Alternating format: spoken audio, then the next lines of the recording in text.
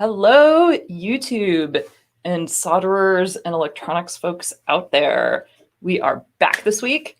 I am Carrie Sundra with Alpenglow Industries. And yeah, we're live streaming. We got a bunch of new stuff here, so it's still a little bit of a work in progress, but we do at least have a soda straw microscope view, which is exciting. And yeah, we're going to be putting together a PS I Hate You kit. So let's show you that here. All right. So this is our PS I Hate You kit. It's our only surface mount soldering kit at the moment. It was not designed for beginners specifically, but it's not a terrible beginning soldering kit. You might want to just practice like rows of like 1206 and 805 components first. This uses mostly 805s. So we weren't that mean to you. Hello, Swara Links. How's it going? Happy to see you here. So yeah, I didn't put too many teeny tiny awful components on this. We do though have some fun stuff. So this is the kit. These are our little instructions that come with it. We color-coded the resistors and capacitors and everything by just sharpieing the pieces of cut tape here. So, of course, we have the battery. And we found these pretty cool like stick-on pins. So we ship those with kits now too, in case you want it to be definitely wearable. We also ship them with like these magnets too, in case you want to magnet it to something. And then in the little baggie is all the components. So yes, as you can see, I shouldn't say we, Robin sharpied all of these pieces of cut tape and did a great job. Yes. Oh, hey, our microphone is probably a little bit low right now. New stuff. We're just getting used to it. We now have like fancy clip-on mic. Okay, so maybe audio is better now. Yes. Oh, good. No 402 or 201s. No, we were not that mean. We didn't want this. So it is called PS I Hate You. And it is called PS I Hate You because it was kind of a bit of a joke, and I'll show you more about that in a bit.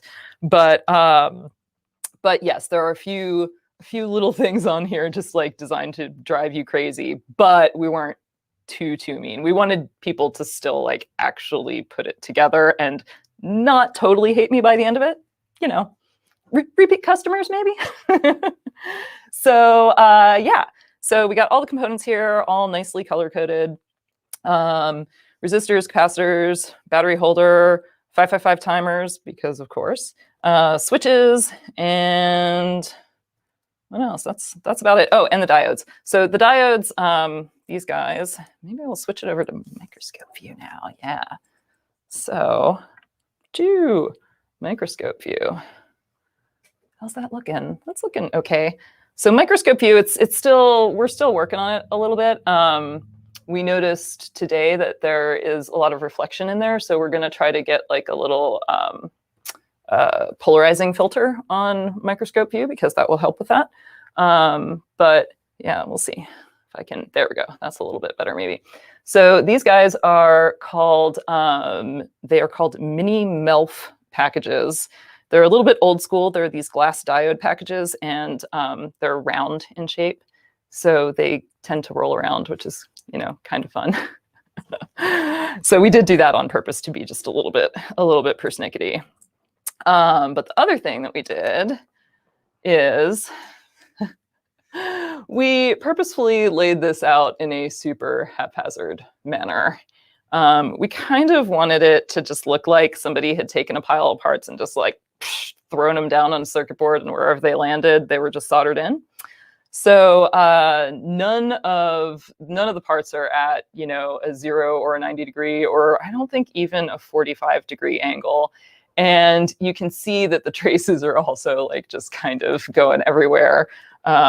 We really tried to not have anything be orthogonal. And there are also like some really fun things, like, for example, that trace, which actually makes an acute angle for no apparent reason, which is something you generally don't do with circuit board layouts. So yeah, it was kind of fun. There might have been like some evil chuckling when I was laying out the circuit board. And, it's definitely one for people who are OCD, who really like their things to look neat. It was specifically to drive people crazy. And so that's why we called it PS I Hate You. Oh, and we came out with it like right around Valentine's Day and like made it in this, fun, festive heart shape. Here we can do the bigger view again. So yes, that is what the back looks like, reasonably normally sized. And that is what the front looks like, because, you're number one. So anyway, yeah, that's kind of the sense of humor around here. So yeah, we're going to put this together today. We're going to start soldering it up. And I figured like while I was soldering it up, I would talk about surface mount soldering and what I'm doing. And I'm sure there will be weird things and maybe mistakes that we'll fix and tips and tricks and things like that. So yeah. Beer today, again, I think this is what I was drinking last time. It's the rest of that 6-pack. Hanalei Island IPA, a nice 4.5% beer for hot days, which it is, again, kind of hot here. So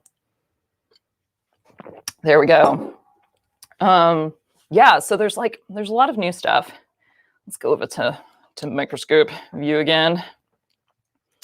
Yeah, so the other thing about microscope view right now is that we're seeing like how good we can get with like phone camera doing microscope view, because microscope cameras that fit into microscopes are, well, they're like a little expensive, and we just spent a bunch of money on the microscope, so we kind of wanted to see how far we could get with like what we had. So phone to like microscope eyepiece adapter was not too expensive. So we're trying that out for right now. But you definitely do get the soda straw view, and sadly, StreamYard does not allow you to like zoom in on your phone while you're streaming. So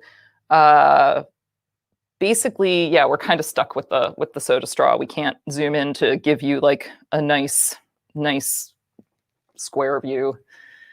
Ah, yes, surface mount soldering techniques. Cool. Yeah, I'm hoping that people will find this handy. So yeah, the other cool thing is that like we just got this particular trinocular microscope. Our other microscope is just a regular stereo, so you can see through it and you get depth perception because you have two eyepieces, but you can't like get a video. You can't get a camera showing you what you're seeing, showing you what I'm seeing. So for these live streams, and also because we want to do some in-person teaching here in our San Luis Obispo workshop, where it would be handy to have what I'm seeing projected onto a screen. So yeah, this is like maiden voyage of the trinocular scope. It's an AM scope, so it's not like, it's a very reasonable, nice, decent quality, like for what you get kind of a brand. Not the fanciest, but like pretty decent.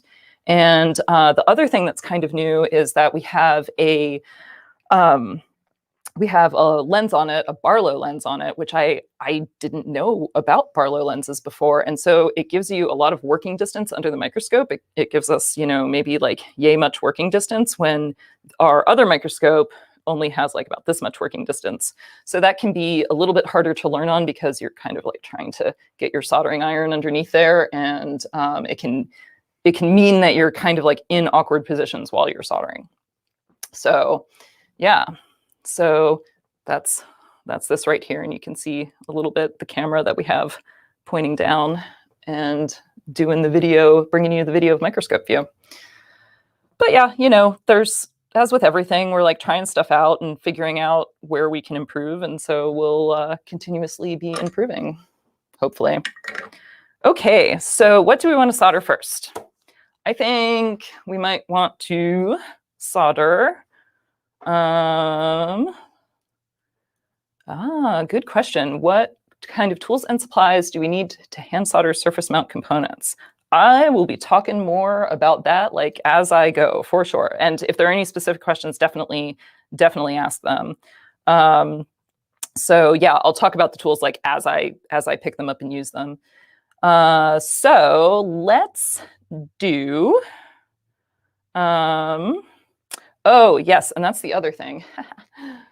One more thing that we need to get started. So there are QR codes on here, as you can see, and you do need to look at the instructions one because it will also show you where the different components go. So let's see. If we go to the instructions, it's a little different on phone view. So, files, thank you. So there is a schematic. We have up on Hackaday the schematic for the board, the flyer here, and the assembly PDF. And that's what you need to show where everything goes. So this has like basically a view of the board and all of the reference designators and stuff like that. So yeah, so there we go. So now with my phone and my trusty dusty assembly diagram, now we can totally get started. All right, so I think I'm going to do the 499 ohm resistors first. There are 4 of them. We do give you a few extras of stuff in the kit, just in case you accidentally have one flying across the board. Cool. And, or flying across your desktop. Because one of the first tools that you need when you're soldering surface mount components is a set of tweezers. And they should be pretty fine tipped, as you can see. These are very, very small. I like the curved tweezers because they are just like a little bit more ergonomic for me. They allow me to set things down on the board and also set things over other things. So yes, those are the ones that I like. And I also like to use tweezers for peeling away the bit of cut tape, or you can use a fingernail, either one. Although I just cut my fingernails, so it's going to be a little hard. But you can just peel away the cut tape and get out your components. So something else that I sometimes use is little dishes. This is one of my favorite. This is from Charan Sachar. He's an awesome potter, and he does a lot of, he does a lot of different knitwear themed pottery and stuff. And so this is one of his little dishes that just has a very pretty design on it. So sometimes I'll use things like this and even smaller dishes to hold components. Right now I'm going to live dangerously and just put it on the table. So there we go. Oh, and I think I already sent one kind of flying. There we go. Is that one the same? Let us see. So yep, $4.99. So let's see if we can do this. So one of the things is I can zoom in with the microscope a little bit more, but then I have to kind of refocus the camera. So we'll see if we can do this well or not. Yeah, there are limitations here for sure. So I'm going to zoom back out again, but these actually, if you are using a microscope, you might, it's hard to see in this picture. Yeah, it's interesting differences that you can pick up with your eyes versus that the camera, doesn't pick up. But these guys actually, a lot of these resistors have the resistance written on them in teeny tiny letters. So this one says 499. 4990. Oh, let me see. Here, hang on a second. Let me see if I can. Maybe it's a combination of maybe a combination of focus and focus. Focus and Maybe a focus. bit more light. Oh, Yeah, maybe. so close. I know, it's interesting. So, yeah. Almost make it out. Almost make it out. Almost make it out. That's okay. You can also, like, if you don't have a microscope, that's okay. You can still solder surface mount components. I mean, people can solder components like these with just their eyeballs. I just kind of can't anymore. Like, my eyeballs are getting older, and you know, things, it's just hard for me to focus at that distance on really tiny things. So I prefer to do a lot under a microscope. Magnifying lamps are totally fine and good. Those head-mounted magnifiers are also good. Some people like do the single, like, jeweler's loot kind of things. Although I would say it does help if you can get two eyes through the magnification, because then you have like a little bit of depth perception that you don't otherwise have if you just have like a magnification with one eye.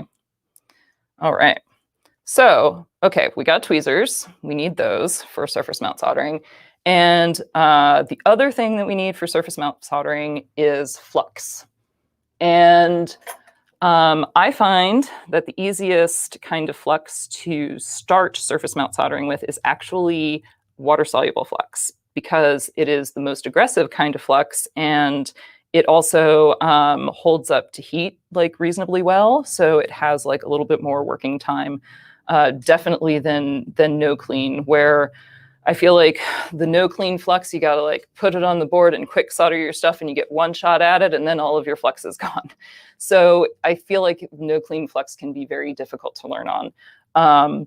Water soluble is good. You just have to make sure to actually wash your board after you're done assembling it, because the water soluble flux is actually so aggressive that if left on, it can actually continue to corrode your board. Or if you have low voltage signals on it, it can actually conduct a little bit and alter those low voltage signals. So that said, let's flux the board a little bit. So we are going to, our 499 resistors are R5, R6, R7, and R8. And so those are actually these guys that are over here. So what I do, I love flux pens. You can get droppers too, but droppers tend to make more of a mess. Flux pens allow you to just like put just the right amount of flux on the board. So I think that they are quite handy. Next thing that you want to have is a fine tipped soldering iron. So this is what we're using for this one. It's a Hako tip. I will find out the exact number of this tip and put it in the YouTube description in a little bit. But as you can see, it's a very, very fine point, which is very nice for being able to actually like get on those tiny little pads. And this is actually the first time I'm using this particular tip, so we'll see how I like it. Other thing that is helpful to have is fine solder. So we are using this 0.5 millimeter diameter solder. And this does have a rosin core. It's kind of just what I had. You can also get, and it's lead-free, you can also get lead-free solder with a water-soluble core. So you can have water-soluble flux inside of your solder, and you can add some water-soluble flux as well. And that's probably the best way to start, because everything will flow faster and easier. So it's always good to like start with something that's a little easier to experience a little bit more success at first, I think. All right. So what do we got going on here? We got resistors. Okay. And this is also one of those times where it helps to have dexterity with both hands. And if you don't have it, you'll learn it with surface mount soldering for sure. Having a little bit of trouble. It's a new tip, so I need to tin the tip here a little bit with extra solder first. because it was not coated when I got it. So it's actually like having a little bit of trouble flowing to the tip. Irons, the tips usually come? So they usually come with like a little bit of a solder coating, but maybe this one seems to have like kind of immediately oxidized, which is a little unusual. I'm not quite sure why. So yeah, I would have expected it to stick a little bit better. It might be because like we were just sitting here yapping with the soldering iron on, and maybe we should have like immediately coated the new tip. But still, So it's kind of, the solder's not sticking to it? yeah, it's, let's see, it's kind of, Oh yeah. yeah, Oh, wow. see, it's kind of like balling up like that, which I really don't like. There are a few things that we could do with this. Right now, I have some of the brass wool, like cleaning sponge, the dry brass wool cleaning sponge, and so I'm really being kind of like aggressive and like really kind of trying to like scrape off that coating basically a little bit in there and just kind of really try to get at it. We might just want to change to a different iron and tip for right now. Did you have the other one in here, or is it still? Yeah, I do have the other one in here. It's like right over there. Yeah. So sometimes if you get it going with solder a little bit, it'll kind of clean itself, like the flux inside the solder will help clean it. But yeah, this one's being stubborn. I think like what I'll do for this one, so this is like one of the few times when I might actually use that like tip cleaner acid stuff on that, or what I might do is just get like a little bit of like super fine grit sandpaper to just kind of like off to just help it a little bit. But yeah, so right now though, we're just going to trade out soldering irons because that's kind of the easiest thing to do, and I don't have like sandpaper super handy and stuff like that. So we shall do that.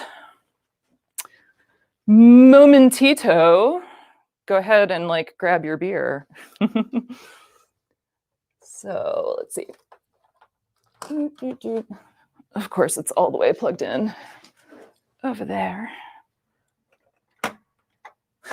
The thick one? Oh Yeah, it's way over there. it's like way over there.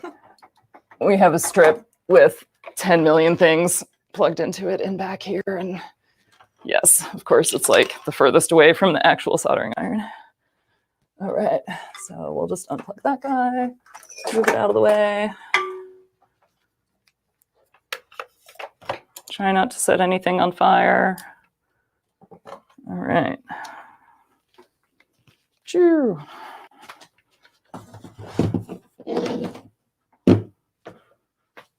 You should like have intermission music queued up. Like the old school like movie style intermission. All right.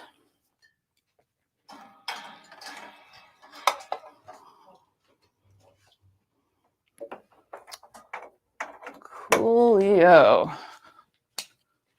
All right. Do you have new tip action? So I didn't have like another one of those same tips, another like super fine tip for that same iron. That's why I just traded irons. And this one is the bent tip. So I think I've talked about bent tips before. I really like them. And they just allow you to kind of like adjust the tip, adjust the angle of the tip, and like how you're holding it so that you can get into a variety of places that are like a little bit more difficult. And so yeah, this is an old Metcal iron, an SP200. You can still get them on eBay. They're great irons, and the tip itself actually like controls the temperature by like changing phase and stuff. So it's kind of cool. And yeah, so we're just like waiting for this one to heat up a little bit. And let's see. Yeah, yeah, let's look in on this. So hopefully this will, Down a so little bit. that, yeah. So like that is way more normal. I mean, you know, you still get a ball of solder, right, when you're putting solder on an iron tip, but it's actually like flowing around the tip and coating the tip instead of just like being a ball adjacent to the tip. So that's much nicer. That's what we want to see. So yeah, I mean, I can see like if you haven't soldered anything surface mount before and you're just doing a fine tip and like you have the solder that's not flowing to your tip, you might not even know that that's a problem, that it's supposed to be acting differently, and that could really ruin your day. So, oh yeah. So yes, Swarlink says that the bent tip reminds them of a calligraphy pen where you can vary the width of the stroke by how you rotate the nib. Yes, so I started doing a little bit of calligraphy last summer, and I didn't quite get to that point. But I kind of got stuck in the very like blocky, like medieval looking stuff. So that was kind of fun though. But yeah, I haven't practiced that in a while. All right. But I admire, like, you look on Instagram especially, and like a lot of people have videos of them like creating calligraphy, and it's oddly mesmerizing to watch just how the letters just like kind of flow off the pens. It's kind of cool. All right, so I just added a little bit more flux because it had been a while and we'd been yapping and dealing with soldering iron malfunctions and stuff like that. So now we're gonna do a little bit of soldering. And how I like to do surface mount stuff, and you know, this might not be like fully IPC spec right now, but I like to first get a little bit of a ball of solder on the tip, and then just kind of touch it to the side to one of the pads of the component to just kind of tack it down. And what that does is it allows you to like get a couple of components down first on the board. It allows me to like be holding the board and the component with my tweezers in one hand, and then I can just tack it down and solder it with the other hand like that. And now I can, on the other pad, what I can do is the more proper technique of, you know, adding solder and the iron at the same time. And because the chip or resistor in this case is tacked down on one side, it won't go anywhere, you know. So it allows me to make a nice joint on that side. Now, since we're using water soluble flux, that first joint is pretty good. You know, it flowed well. It's not a cold joint, even though the solder like hung out on the iron tip for a little while. There was like enough flux on the board to actually clean it and let it flow again. So I don't really have to go back over those first pads. I mean, I can right now a little bit even, because there's still like kind of some flux around the board and you know, still in the solder. But I mean, they were pretty good. Another thing that you'll see right now is that I am not being at all like nitpicky about the amount of solder that's on the pads. There's like basically like a little bit of a ball of solder on between the component in each pad. Ideally, you would have like this nice concave fillet between the side of the component and the pad, and you would have like just the right amount of solder. And like, sure, if you are doing production soldering for some, you know, very fine equipment or something like that, you know, you take the time, you have the right iron, you have the right tips, you have maybe even finer solder than I have here, and you're very controlled about that. Or maybe you solder wick a little bit of solder off if you get a little too much. But, you know, we're talking about learning and we're talking about what is good for 90% of the things that you're going to put together and use yourself. And like that is totally a fine amount of solder. If it's not bridging to something else, then it's a fine amount of solder. So don't get too wrapped up in that, especially when you're like first learning. Some people really have, but it's just like, nope, just keep on going, do another one, get your hours in, get your practice in, get a feel for it, and worry about like making it super pretty or perfect later. You can kind of hone in on that as you go. So there we go. I'm gonna do this one. Another thing is when I'm tacking one side down of a surface mount component, it can be kind of easy to get it so that it's like not quite flush with the board, so that it's like a little bit off. And that's caused by like maybe your tweezer tip is sticking down below the component a little bit, and so you solder it and there's like a little bit of a gap between the component and the board. Like maybe the board is like this and the component's kind of sitting and soldered like that.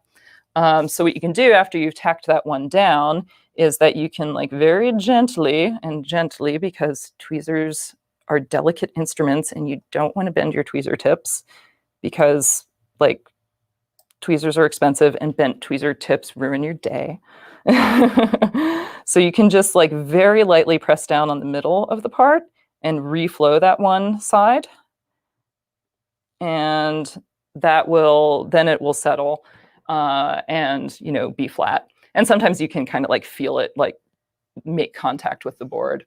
When you're learning how to surface mount solder, you're probably going to send a lot of parts flying, and that's fine. Like everybody does that. It takes a little bit to get a feel for the right amount of pressure on the tweezers and like to hold a part with, and like what's the right amount of pressure to like push down when you're doing that.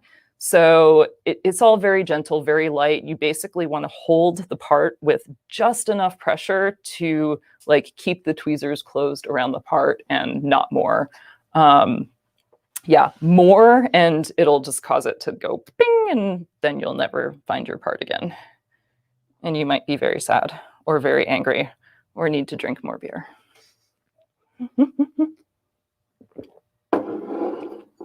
So, all right. We did our 499 ohm resistors. Those are the ones that go, that limit the current to the LEDs.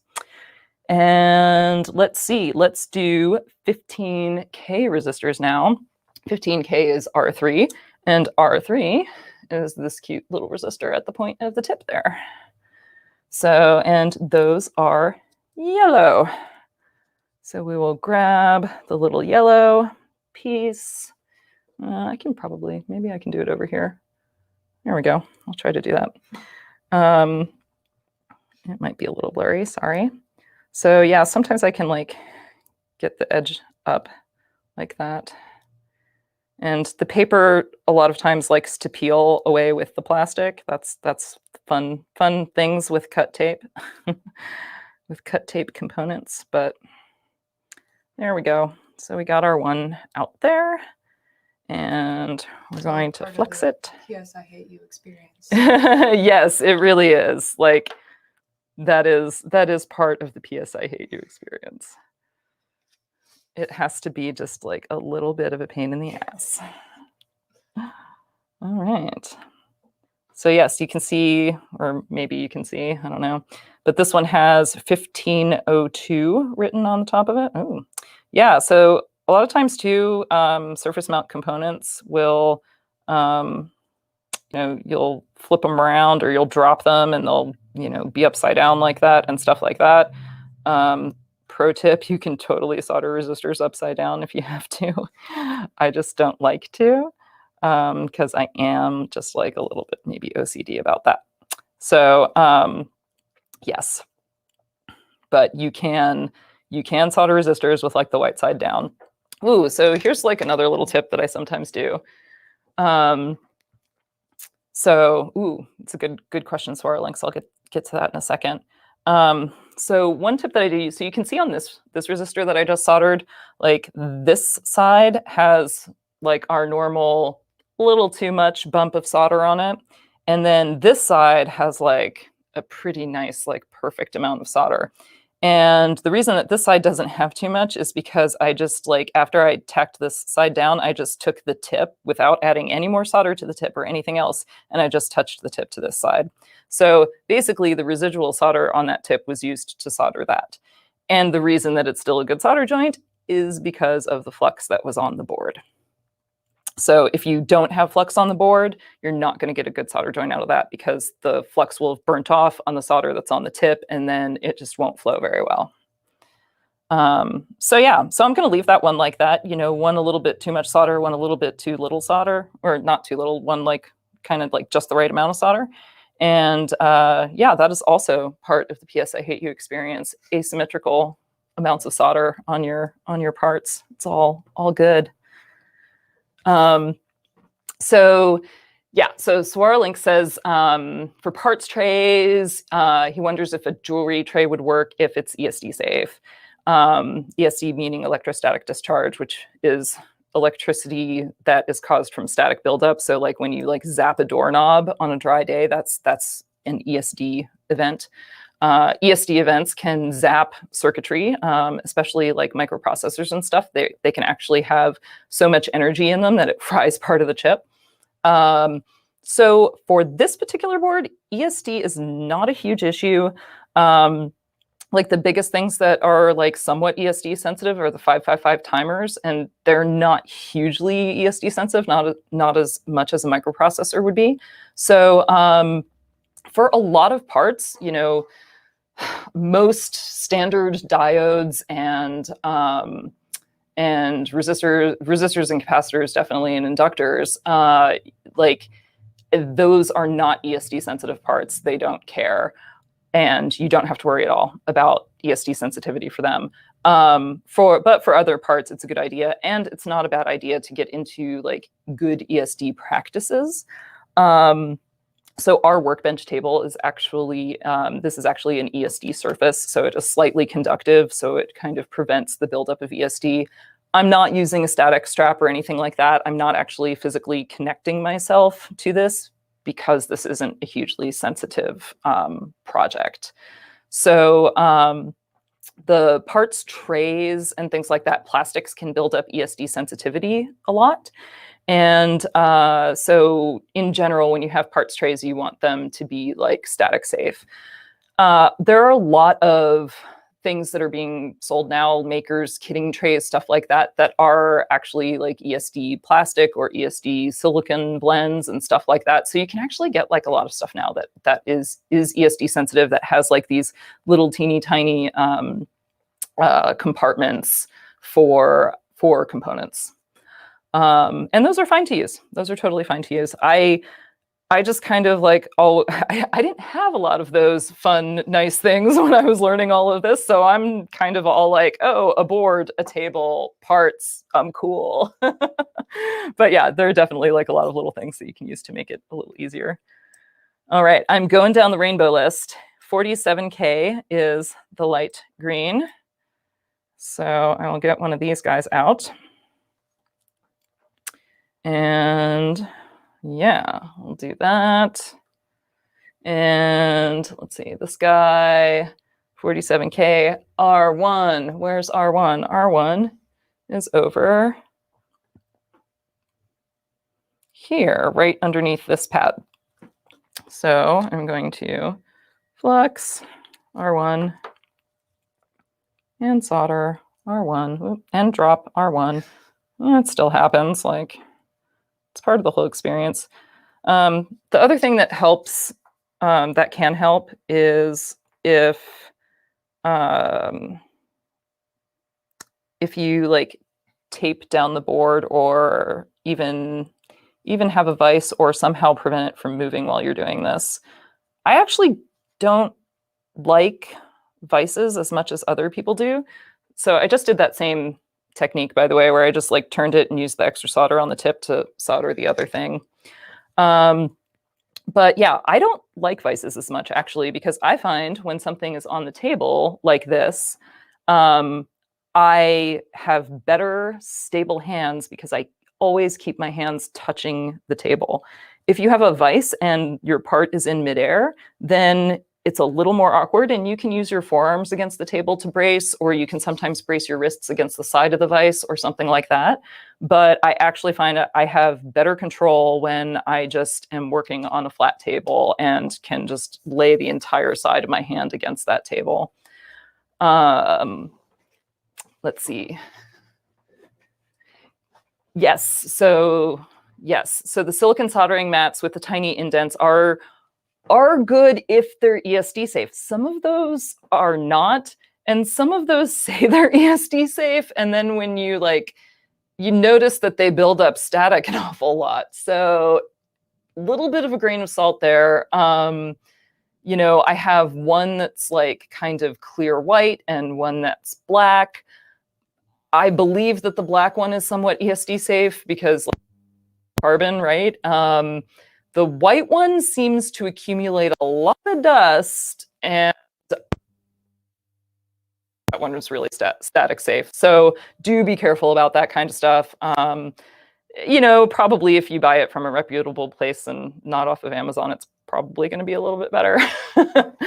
But yeah, I'm always like a little wary about the silicon ones, but they are handy because they're also heat, you know, kind of heat safe. So you can like solder directly on them and not have to worry about like burning a hole in your stuff. So, you know, I get it. All right. 82K R2. Oh, nope, that's a capacitor. So yeah, you might be kind of wondering, we can do a little compare and contrast here. No, that's a capacitor too. There we go. Resistor. So if you're not used to looking at surface mount components, these are capacitors, these are resistors. How can you tell the difference? Resistors are generally black on top and white on the bottom. They are, they have ceramic substrate, so they feel kind of hard and ceramic-like. And, oh, interesting, mic is cutting in and out, huh? But it's better now. Interesting. Battery looks good. Hopefully connector is good. All right. So let's see, where was I? Yes, so resistors are ceramic. They're very hard. They tend to be very flat, black top, white bottom. Capacitors are also ceramic, but they tend to be this, this kind of tan or brown kind of ceramic, and they tend to be more square in profile, in cross-section, whereas resistors tend to be like very rectangular because they're very flat. So yeah, that's the difference. Resistors, generally, you want to solder with the black side up. You could also solder with the white side up. Capacitors generally don't have a preferred orientation unless they are very flat. So if they are very square in cross-section, you can solder them at any angle and it's like just the same. It doesn't matter. All right. So, this one doesn't have a color. I'm guessing that this is the 82K. It is. So this should be our dark green 82K R2. It's not color? That's not color. That's no color. Whoops. I just dumped that one on the table. I know. Oh my God. Maybe we'll get somebody writing a book about how insurmountable it was for them to. Sorry, I shouldn't say that on live YouTube. Customers are the best. All right, R2. R2 is right next to R1. Look at that. Awesome. So R2 is right there. And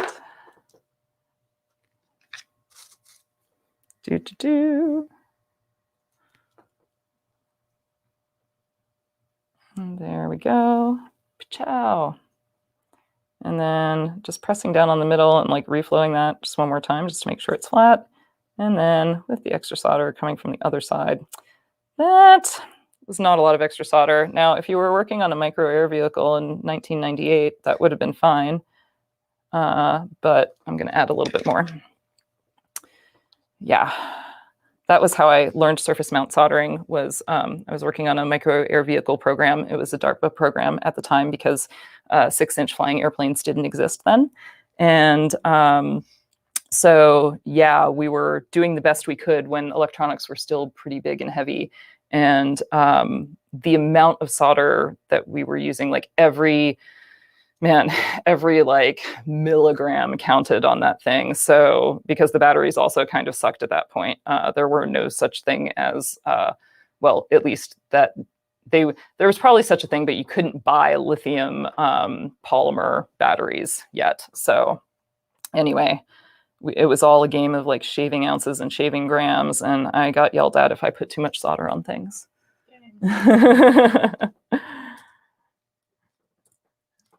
So, all right, last resistor, 120K, marked blue, and gonna do that.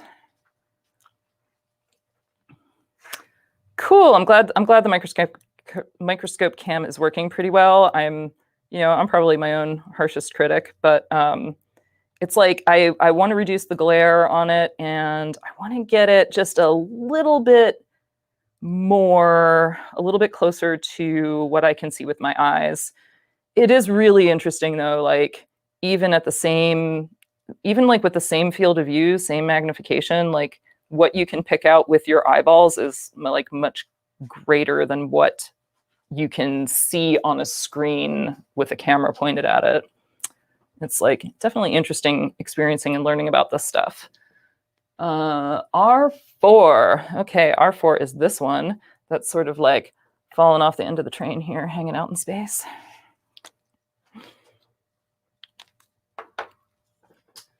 It is kind of fun to solder this up, I have to say. At least I'm having fun, so if nobody else has fun soldering it up, sorry. Just know that your pain is my happiness. It's funny, when I soldered up that board, Mm-hmm. I was like, oh, my surface mount soldering has really improved. And then watching your dexterity right now, I'm like, okay, well, there's still definitely some room for improvement. You got very good tweezer skills. Tweezer, yes. I think that's actually like the thing that takes the longest time and the most practice to pick up is the tweezers. And like, especially if you really have a dominant hand and you're not used to doing fine, my control. Pretty much useless. So I'm still trying to use the tweezers. Yep. Very small. Yeah, it just takes practice to like, make your brain command your hand appropriately. Well, I remember the first time, I think you had a little board with some different sizes of resistors on it, and we soldered those, and I was like, this is impossible. Yeah, I liked that. Yeah, that's a good board, and we'll try to put a link to that in the description too. There's a good board. We just got it off of Amazon. It's a Gikfun. I don't know how you pronounce it. Gikfun. Gikfun. They have like a lot of stuff on Amazon that's like little fun kits, like they have Christmas tree soldering kits and stuff like that. But yeah, that was like their surface mount soldering kit, and it was nice. It has like a little blinky circuit in the middle that you can do, but on either side, and I think maybe on the back too, it has just rows of like 1206 patterns and 805 patterns, and then it has 603 patterns and 402 patterns. And so you can just like go down and just solder components in the same orientation. You can like get a feel for how you want your board rotated and adjusted that's comfortable for you. And you just like, you kind of get that practice in, which is nice. And you don't have the pressure of like making something work at that point. Yeah, and it's a nice learning tool. Yeah. And like then when you're ready, you can do your little middle blinky circuit, which is also 555 timer based. All right. C3 and C6, orange. C3 and C6. Okay, they're like kind of by the resistors that we just soldered. And also, I will say, like, if you're following along with us and stuff like that, I know that, it definitely goes a lot slower because I'm yapping a lot and pausing to talk about things. So it's kind of like the slow solder stream, right? Like the slow food thing, slow soldering. My point just being that, like, if you're looking for something that's like kind of a quick thing, this does qualify. So there's C3 and there's C6. I think I'm going to do C6 first. So, SMD versus SMT. What is the deal? Yeah, so that's a good question. They are more or less the same thing and used interchangeably is the answer to that question. SMD stands for surface mount device. SMT stands for surface mount technology. So you can kind of pick your poison there and, you know, use whichever one. If you are looking for something in particular on the internet, I will use both search terms.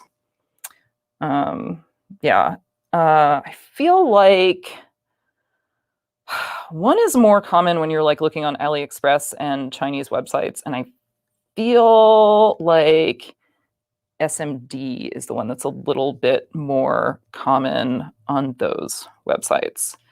I think I've also kind of, I mean, SMT, like the full thing is like surface mount technology, but I kind of like it as a better acronym because like MT is also like a way to abbreviate mount. So I think like S mount, surface mount, but that's just the way my brain views that stuff.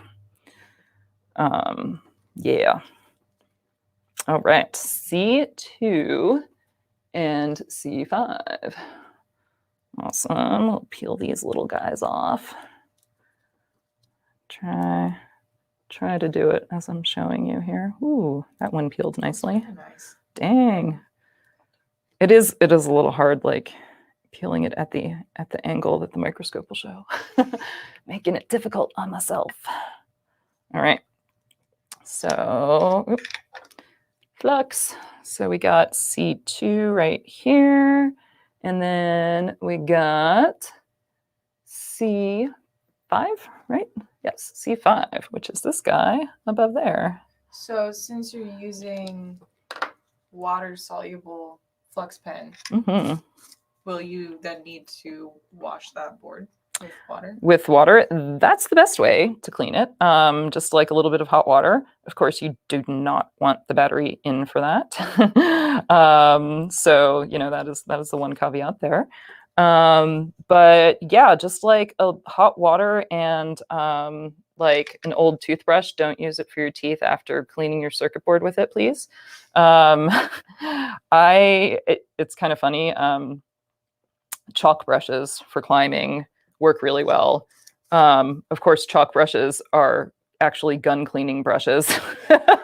So, you know, whatever you have lying around your house, that's either a toothbrush, a chalk brush, or a gun cleaning brush. There you go. Yeah, there was a reason that like the original chalk brush sold by Metallized or whatever it was like called the M16. It was because it was like a gun cleaning brush. Yeah. Are there any other components other than a battery that you can't use with water soluble because they can't get wet? No, if you have a speaker or something with a hole, you know, hole on it. So some, I want to say like some humidity sensors, microphones, speakers, humidity sensors, those are the biggest ones that you have to worry about with washing. But like, as long as it's not powered, you can pretty much, I know it kind of blows people's minds. Like you just want me to take my electronics and run water over it. Because it's just like, yep, it's fine. Trust me, every board that is professionally assembled by a circuit board house gets washed. So, yep. Yeah, and so water soluble is a lot more common for professional assembly because it's easy. It's the easiest one. It's the easiest way to remove flux. Otherwise, you need to use like isopropyl alcohol or some sort of mild solvent to get rid of no clean flux or rosin flux. So yeah, it's a little bit more environmentally friendly, less chemical intensive. Let's see, we are on magenta 2.2 microfarads C4. That is this one. Cool. Tip, avoid soldering surface mount on a carpet or a rug. You have no idea how many parts I have lost in carpets over the years. And as I am saying this, this room is a carpeted room. I'm going to flux first. Let's see, actually, I'm going to flux, I think, the last two that I have left. So we got C4 and C1, right? And C4 was that one, and C1 was that one. Okay. Yeah, so the original electronics lab that I learned to solder in had a carpet. And like, you know, many do, because carpet is what's in offices in general. And like, yes, if you are doing a lot of super sensitive stuff, you will shell out big bucks for ESD carpeting. But small businesses like mine generally don't have that kind of cash lying around. So, you know, we make do with best practices and having ESD surfaces and mats when we need to, or, you know, strapping our wrists into grounding devices when we need to, stuff like that. But yeah, also just like losing stuff in the carpet. It's a thing. I almost lost one of the screws for these microscope eyepieces in the carpet the other day. Well, I did briefly lose it in the carpet the other day. And those are tiny screws. I don't even know what size they are, like quadruple zero or something. And, you know, they're like 2 millimeters long or something ridiculous. And fortunately, that teeny tiny screw happened to be magnetic. Thank you. And so we have like one of those like magnetic pickup tool things. And so I was like basically metal detecting the carpet with a magnet, just like listening. And like every time I heard a little tink, I would be like, ooh, ooh, and then it wouldn't be it. And yeah, but I finally found it that way. And I was glad because it was a new microscope and I didn't want to have to search for a new screw. All right, so just to make sure that we are in the right spot. Yep, that is the C1 spot. Excellent. Getting a little ball of solder on the iron and soldering one side and the other side. And yeah, capacitors, since they're taller, you can get like a little bit more solder on them just to make sure they're all good. Awesome. Now the fun parts. All right, we're gonna do the diodes next. And maybe they will or maybe they won't roll off the table. Did we give people extras of those? No. P.S. We hate you. They're actually not too bad. I mean, for being... One extra, right? No. Sorry. They weren't actually too bad. You just, No, I held the weren't. tweezers and kind of pinched them. Yeah. And if you get them like at the metallized ends, I think that they can be a little easier to grab there. Mm-hmm. So I'm just going to flux all of these guys right now. And are those guys directional? They are directional. So you will see on the silk screen, there's, we kind of have two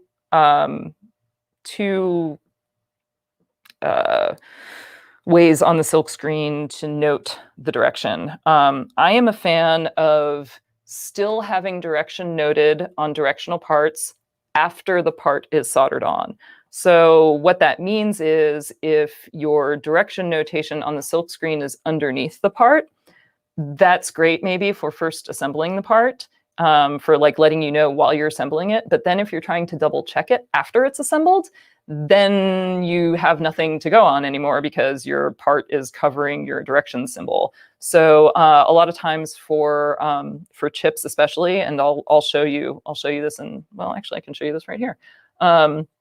So for the 555 timer chip, you can see it's very common to have like a little U-shaped notch to denote the direction of the chip. And it used to be on larger like dip style chips, through hole ones, they would actually have like a little indent in the chip part there. Now on surface mount ones, they tend to have like a bar at the top or a little dot on pin 1 denoting the top. So so I have the kind of traditional notch there noted for the pin 1 side, but I also have this dot right there that's above the first pad. And, you know, that's so that when the part is on there, when it's covering that notch notation, you can still see the way that it was supposed to be soldered and double check that. So yes, pro tip for all of you budding circuit board designers out there. Because, you know, the assembly house doesn't always get it right. Or, you know, if the assembly house is you don't always get it right. All right, so mini MELF. So on the diode itself, there's a black bar. And the black bar goes towards, you can see on this side, the bar right there. And you can see sort of the thicker line right there. And so the black bar goes on that end. And it's not, it's not hugely offset from the middle, but just enough so that you can kind of see which side it's supposed to be. So now I'm going to gently hold this with the tweezers.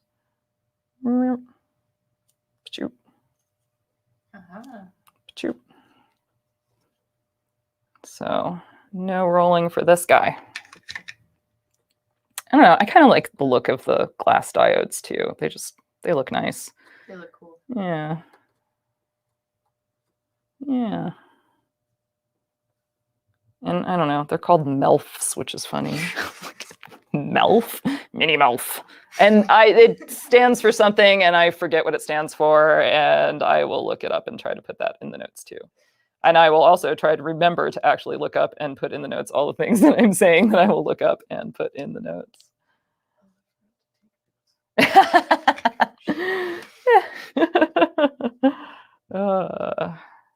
So far it's the Gikfun board. What the heck does MELF mean? And there was something else that I was gonna look up and do a link to.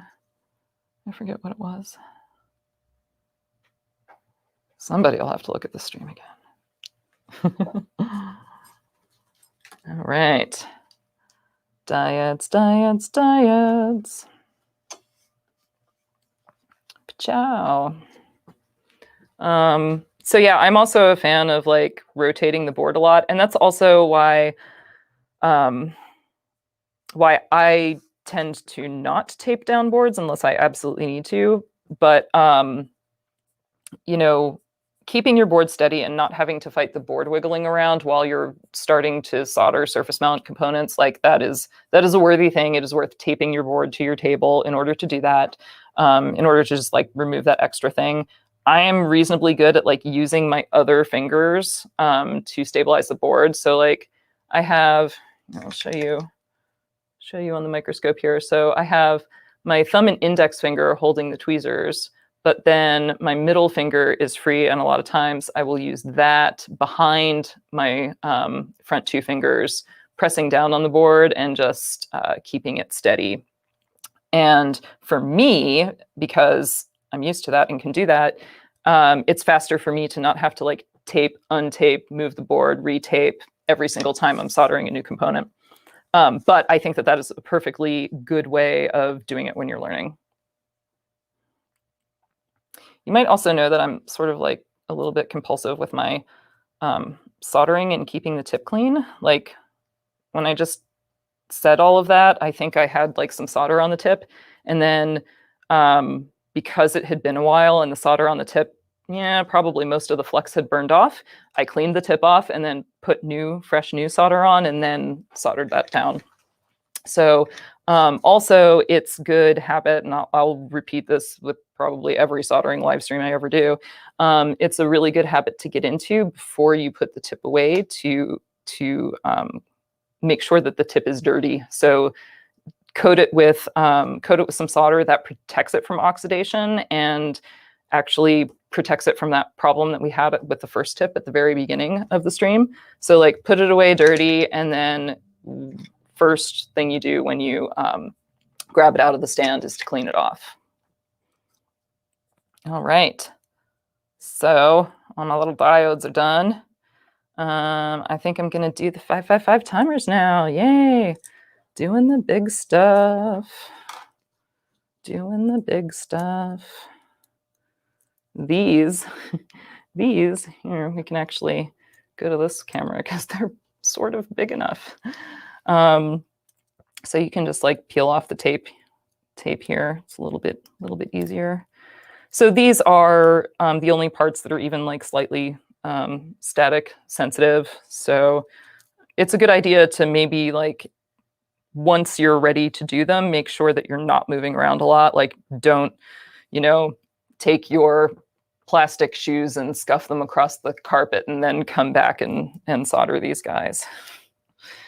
Just, you know, try to be a little more careful about them. So yeah, you can see on these guys, the top, hopefully you can see it. My camera view is small.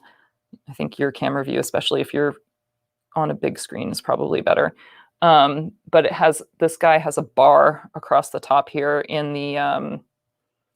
the chip markings. Might try to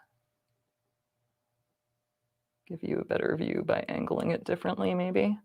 So yeah, so that is what we are aligning with that little semicircle end of the chip. And because that is the pin 1 side. So for ICs, what I do is I tend to tack down one leg first. So I do the same sort of thing. This IC is big enough that I don't have to be like actively holding it with the tweezers really. What I do is I just like press down on the middle here. So I take the edge, the flat side of the tweezer, and I just kind of like press down like this just to hold it in place. And yeah, that kind of like wiggled out when I touched it. So I'm just gonna like kind of gently touch it with the iron and the tweezers to kind of just like wiggle it back into place. I'm being, you know, more precise than I necessarily have to be right now. And it is hard to keep it from wiggling once you touch it. And that solder did get a little bit old on the iron tip there. So I will end up going back and doing that. But I'm gonna try to be a little bit more persnickety about the placement of this guy.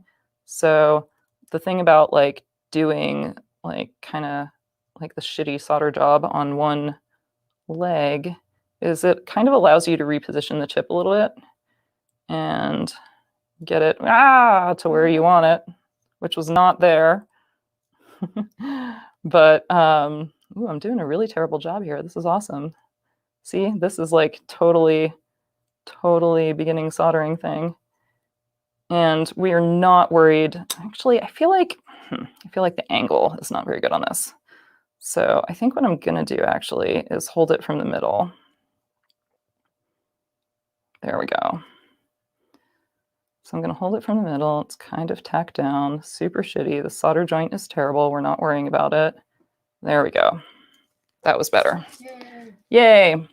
Woo. So right now what I'm gonna do is I'm gonna go down this one side, and I cleaned my tip off again. So, oh, you know the other thing that we didn't do? Didn't flux. See, that would have helped. So I'm gonna post flex here. Super shitty solder joint, so it's like not holding the chip very well. That's all right. It just needs to survive just a little bit longer. All right. So now I'm gonna go down this row of pins. And, you know, sometimes I can kind of steel solder from one pin. Like this one has a little too much solder and I can like give it to other pins like that. So kind of share solder a little bit. So those are pretty nice solder joints and those are all good. Now I am not going to forget to go over this first solder joint. Since we added flux, I don't actually need to add solder to it. I should just be able to reflow it. It should be pretty good.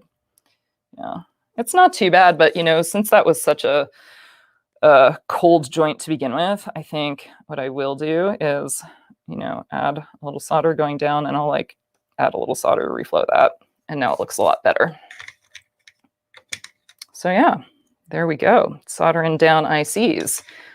You can see how it would be, so how chips with legs on all four sides, it's even like a little bit trickier to get them situated just right so that all of the legs line up. But it's not too bad. They're different things. Different things work on different ones. Oh, that's right. We're going to flux. Flux is your friend.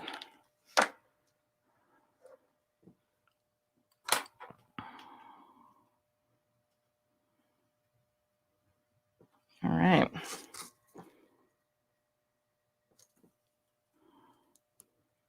Let's see if I can do this one by just holding it in the middle. Yeah, really, oh, it's kind of because it would be better if my circuit board was actually like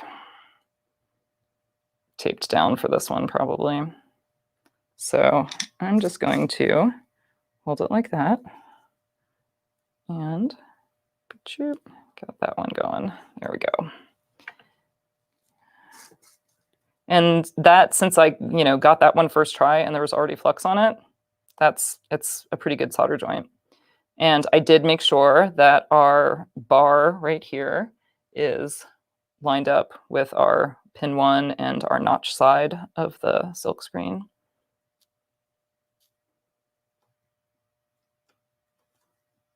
And if you're wondering if it's purposeful that circuits is like mirrored, it is. So yeah, I did this when I was still using the frivolous circuits handle for Alpenglow Industries, and then I decided that was too confusing. So now we're Alpenglow-ind all along the social media universe, but I kept frivolous circuits for my own personal account on Twitter because I liked the handle. I didn't want to totally give it up. Okay. Water-soluble flux might explain why some components have stickers covering the holes. Exactly. So a lot of beepers and like piezo like beepers and speakers and stuff like that. A lot of times will have like a little sticker covering the hole, and some other components will too, like a little sticker or like a little piece of Kapton tape or something like that. And yeah, that is for washing so that they can go through a normal wash process after the board has been assembled and not have to worry about it. And then, then after the wash process, when you do final assembly, you just peel it right off and you're good to go. Yep. All right, switches. Getting down to the final ones. Choo. So these switches are kind of nice. They have these little pegs on the underside. So they have like these 2 little black pegs in the middle, and that actually, so those align with actual holes in the circuit board, and so it prevents them from wiggling around too much. So you can actually, when you're putting them down on the board, you'll feel them just kind of like latch into place there, and they don't wiggle around on you nearly as much, which is cool. All right, unless you bump it out when you're turning the board around. There we go. So we got this one. This one might be a little bit harder to solder than things have been so far, because as you can see around it that there's like a lighter red area, and that's because there's copper underneath there. And so it's attached to a little bit of a copper pore. And that is because the copper pore is ground. And in general, it's nice to attach mounting points like that for surface mount components to ground planes, so that they have a lot of surface area for that attachment, especially if it's going to be something that people are touching, or a connector that might be plugged in and out and you might have force on it.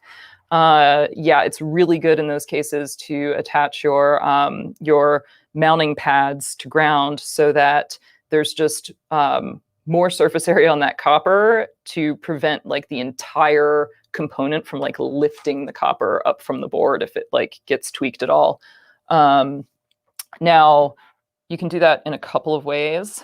You can see that I was actually nice. I was so nice to you guys on this board, you have no idea.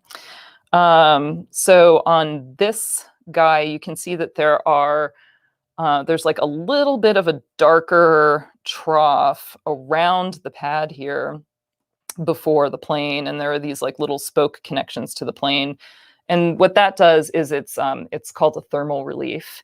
And so it makes it so that there's just a little bit of separation between that pad and the rest of your copper pore, so that it's easier to solder to. because otherwise you're like pumping all of this heat into this copper area and it's immediately dissipating throughout that entire copper pore area. And that can be why sometimes, and this is true even on through-hole boards, sometimes you will find that like there's a leg of a component or there's a lead on an IC that just like it just doesn't want to solder, or just like is taking a lot longer, and it might be because that is attached to a ground plane and it just needs like a little bit more heat.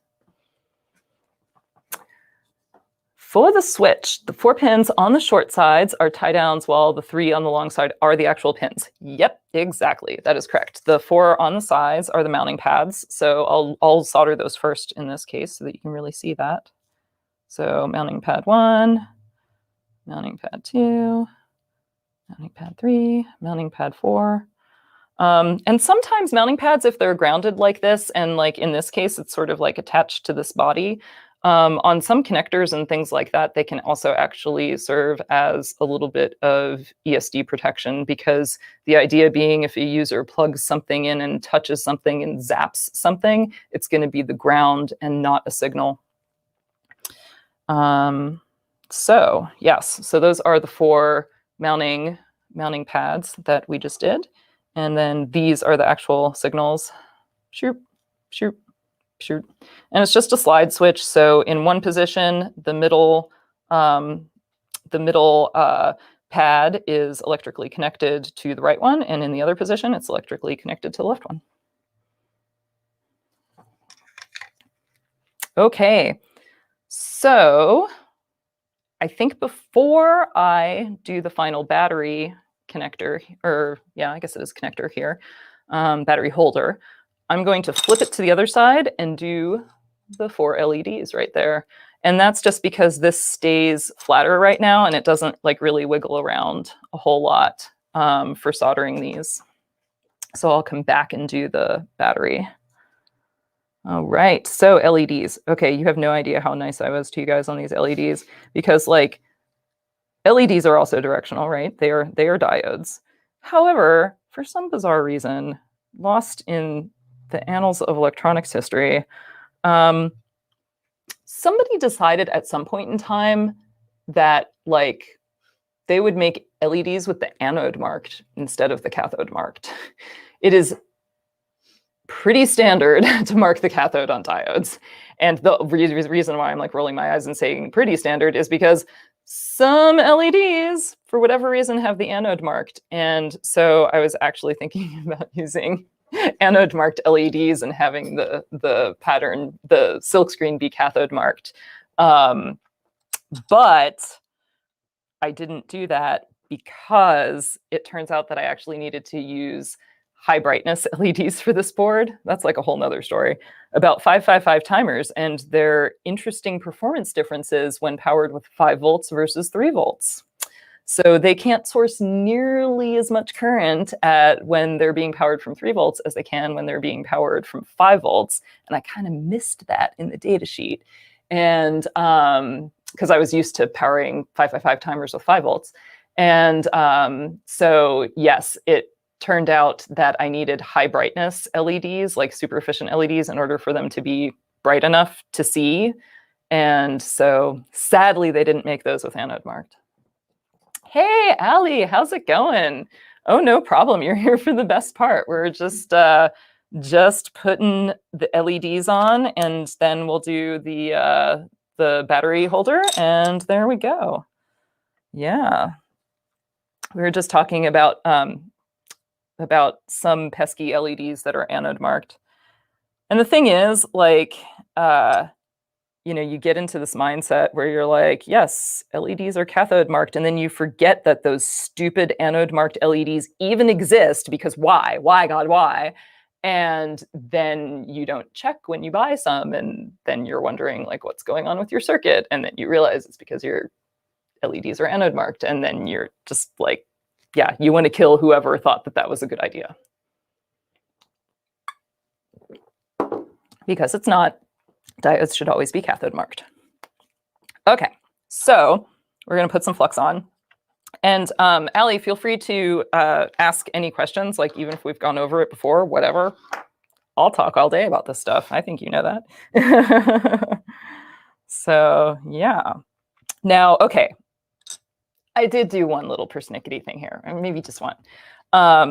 So now that we're talking about LED markings, you might notice, if you look closely, that all of the LEDs are marked in this orientation, with the cathode being the right side pad, except for that one where it's the left, just to mess with you, just to see if you were paying attention, you know, just to, yeah. I really had fun designing this kit. I should do something else like it. It's just like pain in the ass soldering. Siri. Pain in the ass soldering, a series from Alpenglow Industries. Oh. Sure. So tacking the one side down, and you can see that my circuit board is moving around like a little bit because it's not perfectly flat anymore. That's all right. It's not too bad. But this is one of those cases where it might be helpful to actually tape the circuit board down. And, you know, that's why you should always keep blue tape everywhere at every bench, sprinkled around your house, whatever. Blue tape is the tape of choice. It is also very useful for marking things that are broken or weird in some way. The blue tape marking is a tried and true way of, you know, putting a caution on something. Thank you, Allie. I do get sick pleasure from this. I do. Oh, interesting. So Swarlinks saw an older video by maybe Unexpected Maker where he showed a set of tweezers with a battery that helped clearly identify which orientation works for LEDs. That's kind of brilliant. I kind of love that, and maybe I need a set of tweezers like that. So I probably should have started with the one on top and gone to the one on bottom, because now I'm having to make sure that I don't like touch the LED on the bottom when I'm soldering the one above it. So I could just turn the circuit board around too, so that that would solve that problem as well. Whoop. Yeah, that's better. You can melt LEDs. You know, they have like these sort of epoxy lenses over the top of them, or sometimes plastic lenses over the top of them. And I should also totally and utterly make sure that I am doing them on the right side. I am, but yeah, anyway, if you touch the tops of LEDs with a soldering iron, you can totally like melt through it. And, you know, if you melt through it enough, you can actually damage the LED. So you might be asking, like, how am I even determining orientation on this? So I can show that to you in a second. Tacking down that side. And so I'm just gonna like, oh, is that a round lens? Yeah, it might be kind of a roundy lens. Yeah, I'm not gonna worry about it if it's like not perfectly horizontal with the board. That one's like definitely good enough. So on these LEDs, there are two ways of determining the side. First of all, there's sort of like a tiny little dot right there on the side, on that side of the LED. And see if I can get that like not in the glare. And so that is the cathode marking, and that's what you're going to line up with the line, with the pad that has like the line outside of it. Again, you know, noting the orientation once it's soldered, being able to tell that is handy to double check if you've soldered your LEDs in the proper way. The other way that you can tell on these LEDs is if you flip over. They have a green line on one side. So the green line is the cathode mark, which goes towards the line on the pad. Of course, it's not super helpful being on that side because, you know, you have to flip it over. You have to make sure you don't like spin it around when you flip it over, all that kind of stuff. But since these also have like sort of the little dot on the top, it's all good.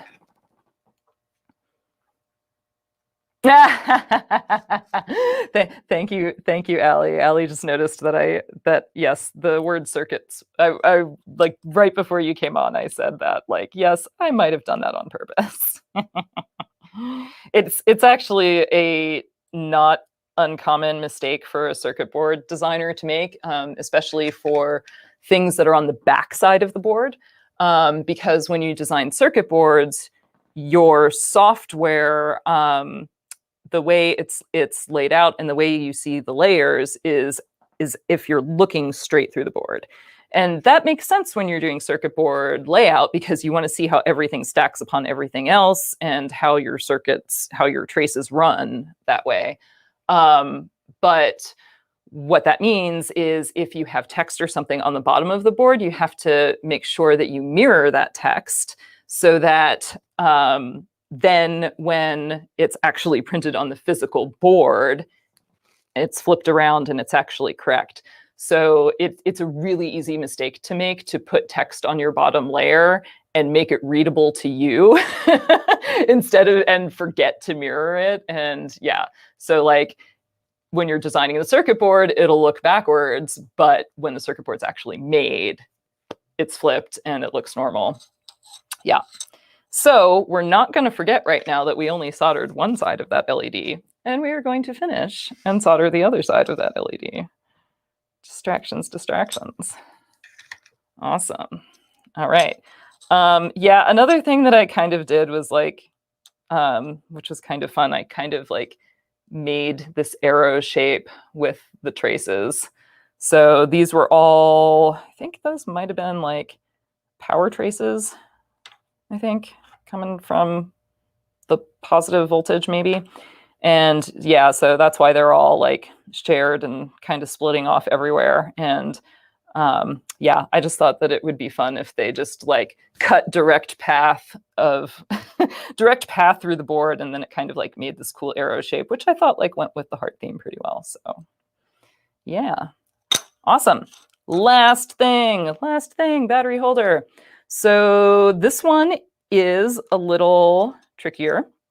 So first of all, it's not, and I kind of apologize for this, it's not super clear from the footprint in the silkscreen as to which side should be the open side. Now, if you look at this and you're thinking about it, like obviously the open side should be towards the top of the heart, because you can't get a battery in if you tried to slide it in from this side because everything's in the way. But that's not super clearly labeled, and the silk screen doesn't really go with the shape of this particular battery holder. So, it could, I could see how somebody could accidentally, like, you know, solder it in like that. To which case, P.S., I hate you. Oh. All right. So we're going to center it here. If you're wondering, like, why, Carrie, are there so many circles on the silk screen there? I can tell you what's going on there.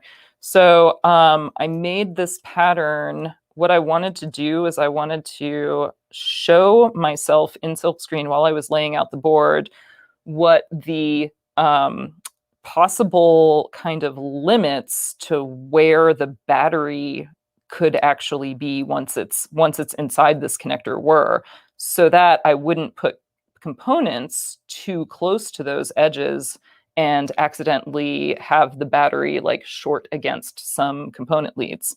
So this outer round silkscreen line is like, that is the furthest that the battery could possibly ever go. It's sort of like a keep out area.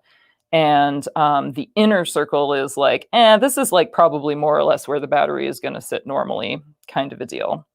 So that's what's going on there. It's just a little bit of help for me so that I know while I'm laying out the circuit board not to get things too close to this area. Some battery holders have like full backs, and that's not a problem, but this one does not. I had too much fun making this kit. Maybe guilty. All right, so actually before doing that, I'm gonna flex the pads. You can even, like on big components like this, you can flex the actual component itself, especially like on through-hole components. You can totally do that. That's a super good way to make life easy for you, especially when you're just starting out soldering. So yeah. And so these are bigger pads. They're going to take a little more heat.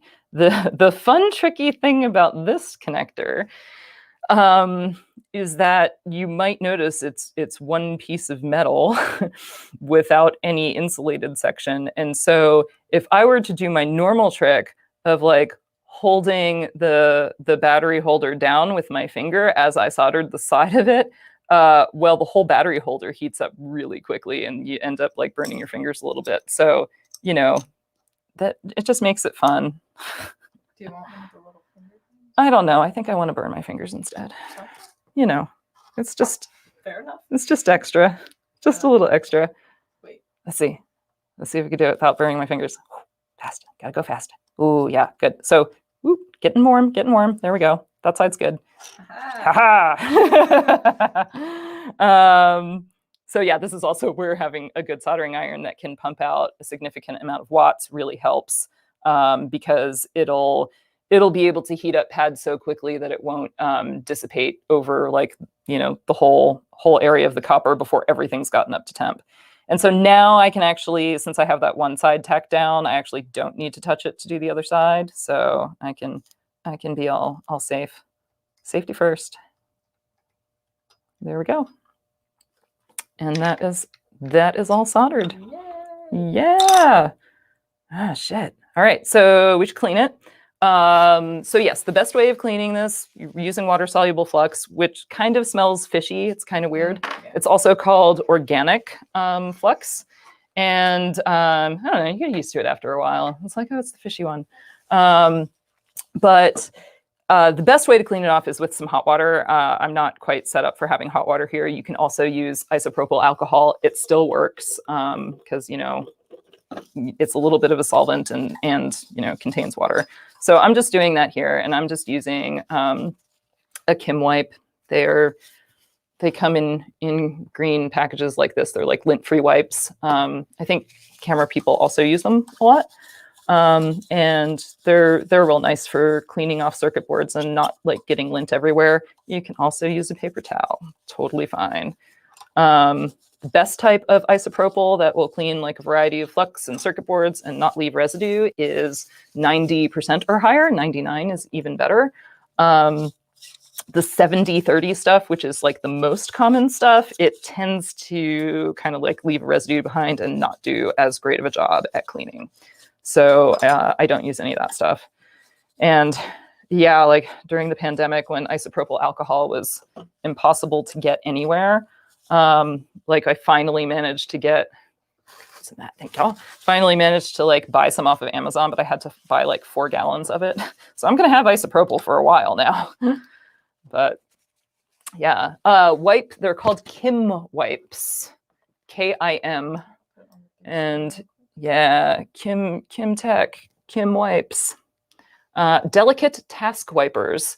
Where can you get them? I think I usually get them from McMaster Car because it's pretty cheap shipping and they get here pretty fast. I'm not sure where else. Oh, like I think like Technitool. Oh, and that other place that I buy supplies from that's really good. Amazon. Oh yeah, probably Amazon these days. I know I'm still thinking about like specific electronics distributors and stuff. Okay, cool. And yeah, I'm sure Amazon has them. So yeah, just like wiping off the schmutz. It is like there's still even a little bit of residue with this isopropyl.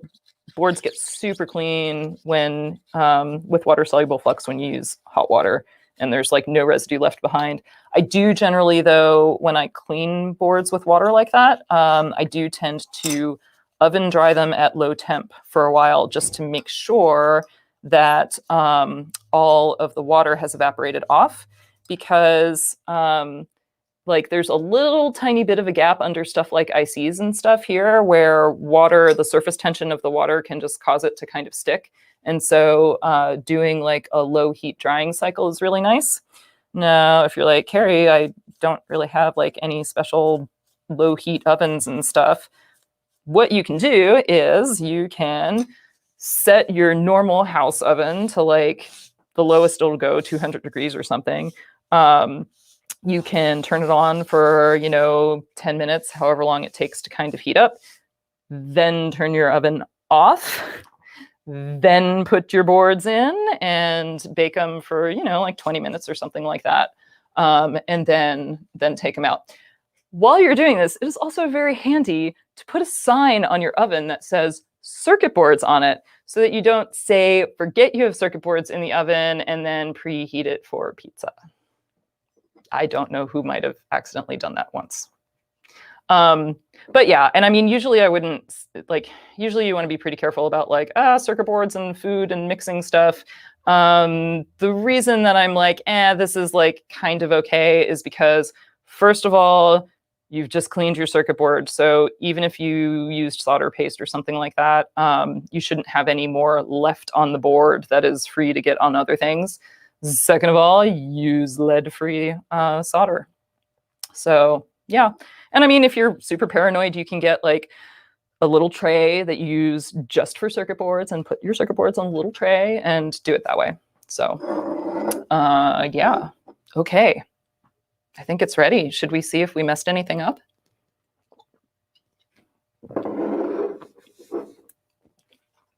Is there anything else?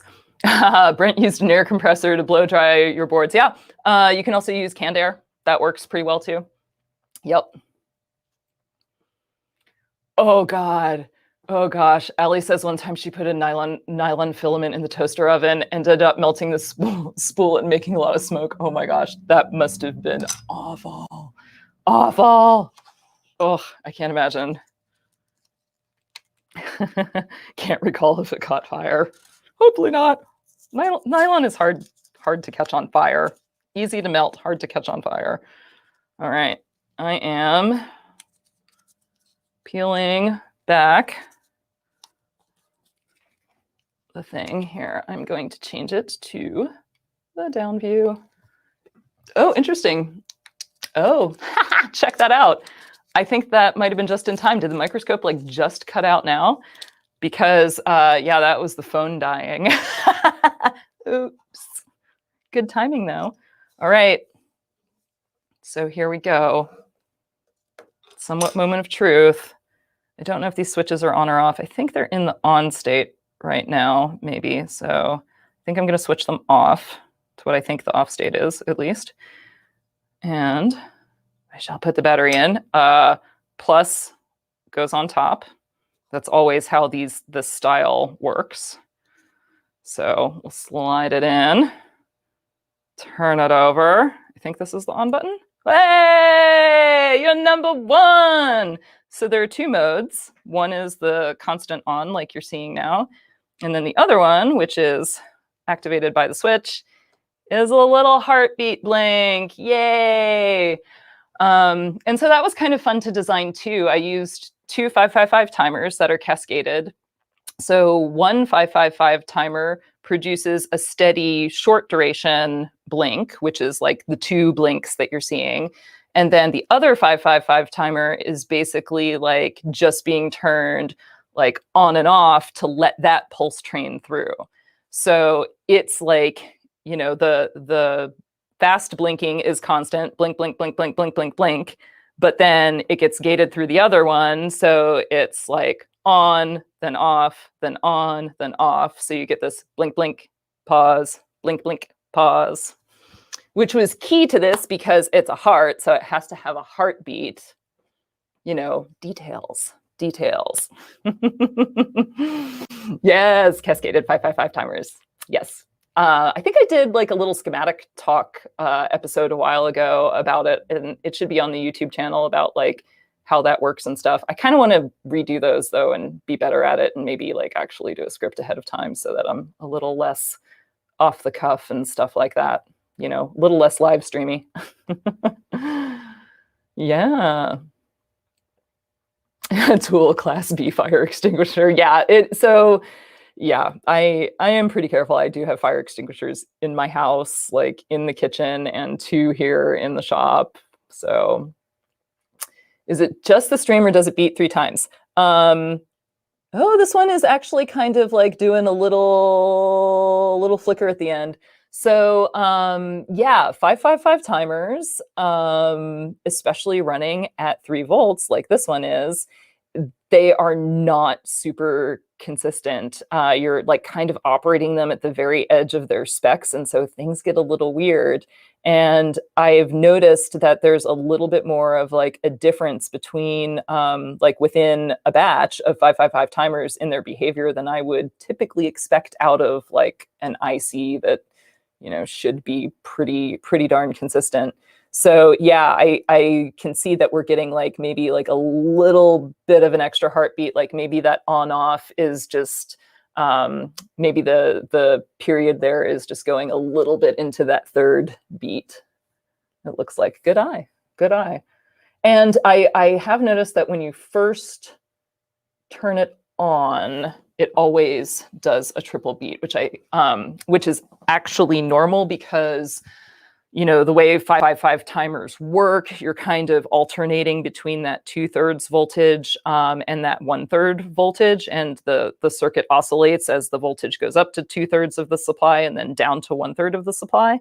And so for the very first one, you have like a slightly longer period because, you know, you're coming like all the way from ground and going up instead of coming from that like 1/3 level. So you might note that when you first turn it on, you'll actually get three blinks for the first cycle. Well, the evil detail is the inconsistency of 555 timers at 3 volts, which was a learning experience for me.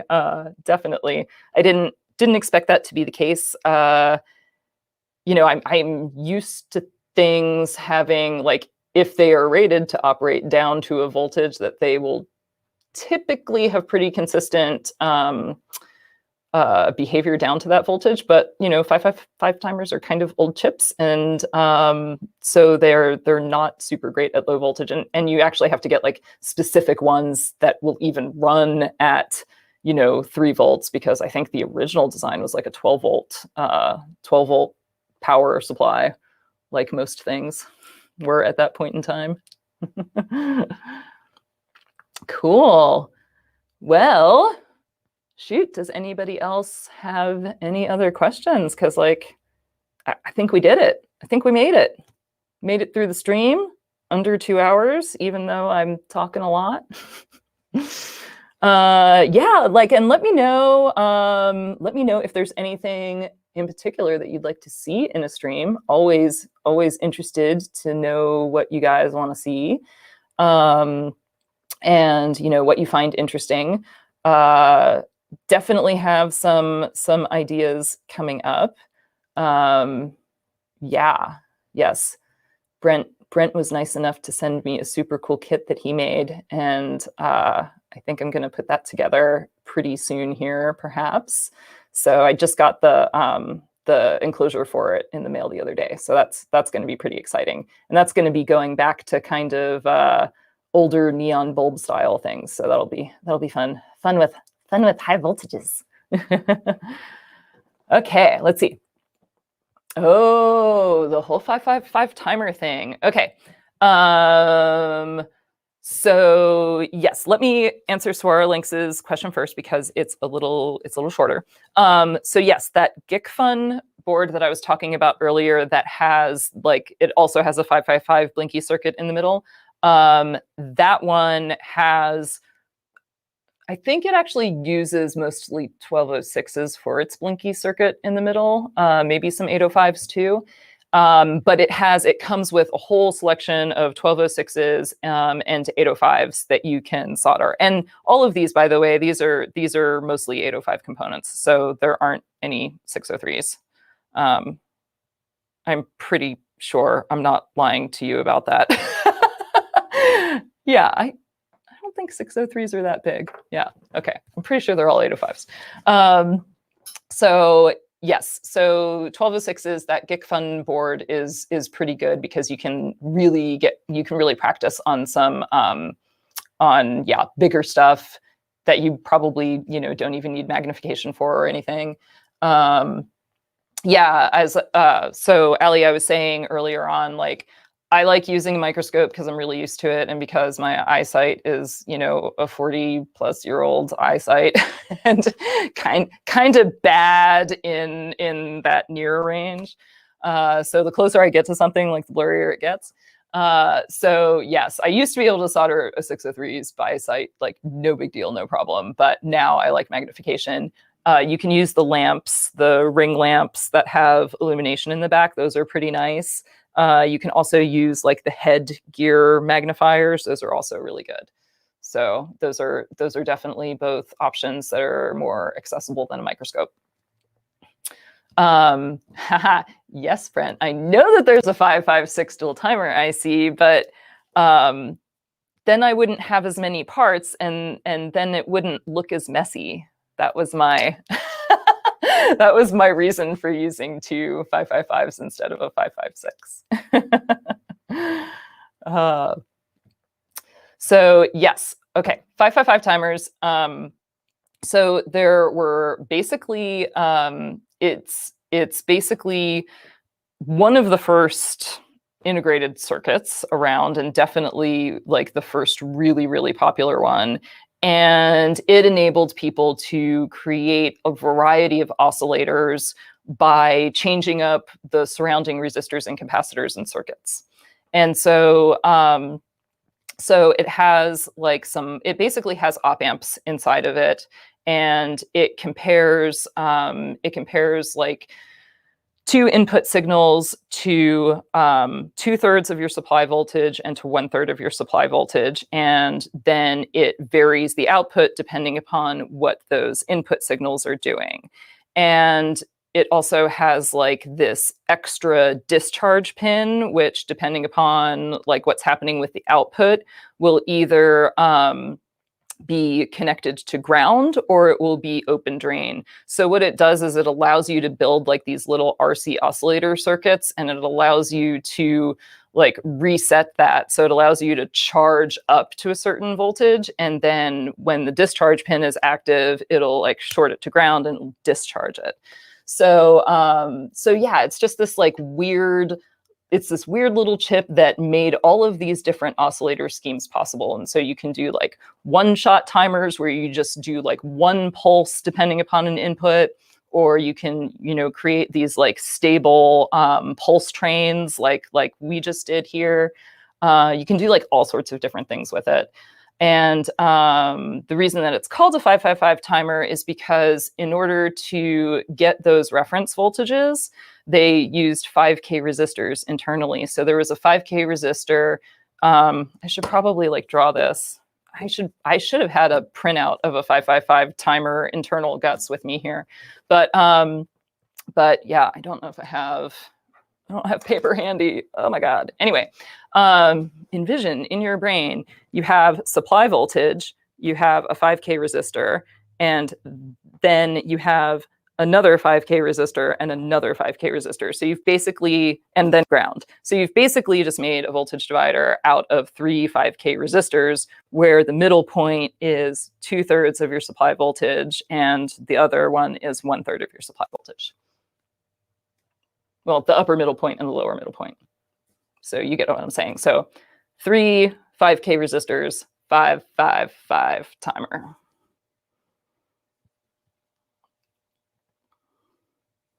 Oh, Sawara Links had a different thing. Really, I haven't heard that one before. I've always heard that it was the I've always read that it was the resistors. Is that wrong? Has the internet been lying to me all of this time? I'll have to look that up now. So Sawara Links says 555 name is the 3 sets of 5 transistors to generate the functions. Yeah, I actually don't know how many transistors make up the op amps to generate to generate the functions, but I would think it would be way more than 5. Yeah. Yes, so the Evil Mad Scientist kit is super cool, and if you're at all interested in 555 timers, you should totally get it. In fact, I think mine is actually within grabbing reach, so I will go grab it. La la la, you still get my audio, hopefully, maybe, because it's attached to me. La la la. Okay. So Evil Mad Scientist has a 555 timer kit. And it's super cool. So it's an explodey view. And like, as you can see, so these are all the transistors on it, all the black ones. So way more than 5. But yeah, they've done a super cool job of making this like a really interesting learning tool. So yeah, they've basically made their own exploded IC, 555 timer IC out of all of the individual components that are inside the die of the 555 timer chip, which is, you know, that one right there. And they do actually have, this is the through-hole version that they have. And they also have a surface mount version, which I was thinking of picking up and getting at some point in time. But yeah, so you can see that this is actually like functional, like macro exploded chip, which is kind of cool. Yeah, it really is beautiful. And it was like a fun kit to assemble, and like they did a great job. They also have one for a 741 op amp, which I might have laying in wait for a future solder session, perhaps. So yeah, that'll be fun.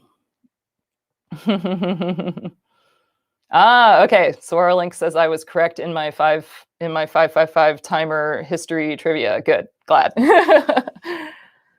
So I was thinking like maybe, you know, like maybe you meant it could be like the 5 main components, but yeah, the main components are comparators, so like, and types of amplifiers. So yeah, mini transistors make up one of those. But yeah, it's kind of cool. So they've also done like a neat thing where they've like laid this out so that it's divided into sections, so that if you like look at the block diagram of a 555 timer, you can see like each of the blocks represented here by the individual discrete components. And don't ask me to chain through that signal and tell you exactly how every single thing functions, because I'd have to spend some time reading in order to do that. There's a fair bit of electronics that you learn the basics of, and then you kind of take it on faith that somebody that really knows their shit did a good job designing it, and then you kind of treat it like a black box. But that's also why reading the specs is really important, right? Because sometimes things don't function exactly like you assume, like at 3 volts, let's say. So yeah, yep. Cool. So let's see, the SMD 555 kit uses 1206 and SOT23. Yeah, that would be a good kit to start with then. Yeah, absolutely. Absolutely. And I don't know if they have it for the 555. They do have like a full breakdown of the 741 op amp kit that they have, which does pretty much go through signal by signal and tell you how it all works. So that's pretty cool. They put a fair bit of work and effort into that for sure. For sure.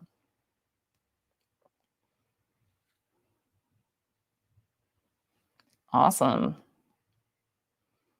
Cool. Well, it's like pretty much almost 7. So I think I'm going to like sign off and clean up and finish my beer. But thank you all so much for coming. It's been awesome to hang with you and to answer questions and to chat soldering. And yeah, we'll do it again next week. Yeah, 741 has both through-hole and SMD kits. I thought that they had, oh yeah, no, they have the SMD kit for the 555 too. Yeah, yep, both surface mount and through-hole versions of both. Yep. evilmadscientist.com. Go visit them. Spend your money with them. They're cool peeps. Yeah. So yes, next time I'm not entirely sure. I haven't picked something out officially for next time, but it will be something good. It might too. I also just got the new Cyber City Circuits kit. I think it's an alarm clock kit, so that's also perhaps in the running. Can see maybe if David is available to give some commentary on that while we put it together. So yeah, I'm trying to coordinate with more people who have made kits and to try to get them on. So I'm actually talking to the Evil Mad Scientist folks and hopefully scheduling them. So yeah, it'll be fun. Fun. Awesome. All right. Well, I shall see you all later. Have a good rest of your week. How do I end this thing? Yes, I'm sure.